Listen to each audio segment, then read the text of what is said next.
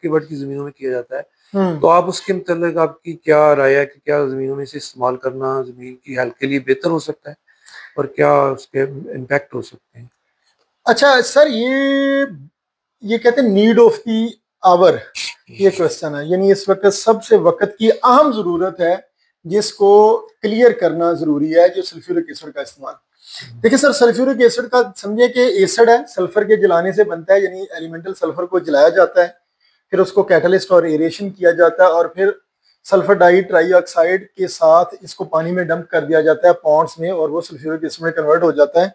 और हम ये याद रखना चाहिए कि जो चीज आग लगा के जलाने से बनी है, उसने जहां जहां भी इस्तेमाल होना है वो आग ही लगानी है, जलाना ही है, कोई फायदा नहीं देना। यानी हम कहते हैं कि पक्का वड है, तो पक्के वड को बहुत और अच्छे ऑर्गेनिक तरीके हैं जिससे आप पक्के वड को ट्रीट करके पानी और खादों की एफिशिएंसी को बेहतर कर सकते हैं। क्योंकि पक्के वड का ये है कि जमीन पानी नहीं पी रही, तो पानी का भी लॉस है और फर्टिलाइजर का भी लॉस है, क्योंकि फर्टिलाइजर सॉइल के अंदर नहीं जा रहा, रूट्स में पेनिट्रेट नहीं हो रहा। तो लोग फिर अल्टीमेटली लो पीएच वाली खादें यूज करते हैं, वो भी महंगी हैं, लॉस है। तो सल्फ्यूरिक एसिड कभी भी बेनिफिट नहीं दे सकता, सॉइल की स्ट्रक्चर को डैमेज करता है और जो कार्बन की बर्निंग करता है। ये बड़ी बहुत बेशुमार स्टडीज मौजूद हैं, इवन अमेरिका की अर्ली 60s में रिसर्च पब्लिश्ड मौजूद है कि सल्फ्यूरिक एसिड बेशक आप 5 लीटर ही क्यों नहीं इस्तेमाल करें, लेकिन मुसलसल अगर 3-4 साल इस्तेमाल करेंगे तो ये जमीन के अंदर माइक्रोबियल एक्टिविटी को डिस्टर्ब करता है। वो माइक्रोब जो आपके न्यूट्रिएंट की अवेलेबिलिटी को रेगुलेट करते हैं, वो माइक्रोब जो आपके पौधों की बाकियात को डीकम्पोज करके उससे न्यूट्रिएंट निकाल के देते हैं, वो माइक्रोब जो इनफिल्ट्रेशन रेट को बेहतर करते हैं, वो माइक्रोब जो खुराक की अवेलेबिलिटी में रोल प्ले करते हैं, वो माइक्रोब जो जड़ को, पौधे की रूट्स को फ्लोरिश करवाते हैं, जिससे पौधा अच्छा न्यूट्रिएंट और वाटर अपटेक करता है। तो माइक्रोबियल रेस्पिरेशन कम होने से डेफिनेटली माइक्रोब की एक्टिविटी कम हो जाती है। तो अगर पक्का वर्ड है, सल्फ्यूरिक एसिड की बजाय आप वेस्ट डिकम्पोजर को इस्तेमाल करवाएं, क्योंकि वेस्ट डिकम्पोजर बेशुमार ऑर्गेनिक एसिड प्रोड्यूस करता है, जिससे जो जमीन में जमे हुए साल्ट है, जिसकी वजह से पोर्स है ना, ब्लॉक है, ब्लॉकेज ऑफ पोर्स है, कंपैक्शन कुछ भी नहीं है, सिवाय इसके कि जिन इलाकों में टेम्परेचर ज्यादा है, पानी लगता है ट्यूबवेल वाला और पानी उड़ जाता है और नीचे जो साल्ट्स है ना वो पोर्स के अंदर जम जाते हैं, जो सॉइल को कंपैक्ट कर देते हैं और सॉइल ब्लॉक्ड हो जाती है। तो हमें लगता है जो कंपैक्ट है, पक्का वर्ड यही है।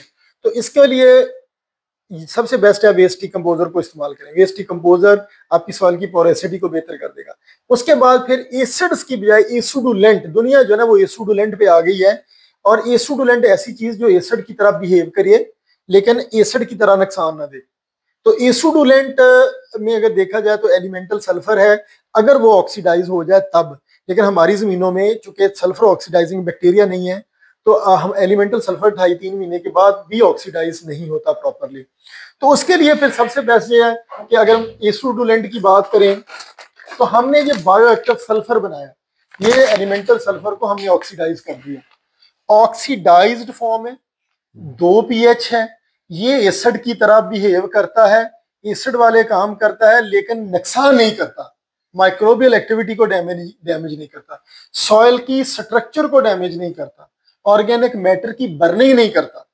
तो एसुडुलेंट सबसे बेस्ट है पक्के वड जमीनों में कि जो भी फर्टिलाइजर यूज करना है, जो भी इरिगेशन चल रही है, हर इरिगेशन में हर फर्टिलाइजर के साथ बायोएक्टिव सल्फर यूज करें।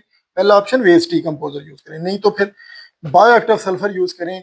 ये आपकी सॉइल की पक्के वर्ड के लिए बड़ा ही बेहतरीन है, सॉइल की पोरेसिटी बेहतर हो जाएगी, पानी पीना शुरू कर देगी, सॉइल खादों की अवेलेबिलिटी बढ़ जाएगी और आपकी फसल ऑटोमेटिकली फिट हो जाएगी।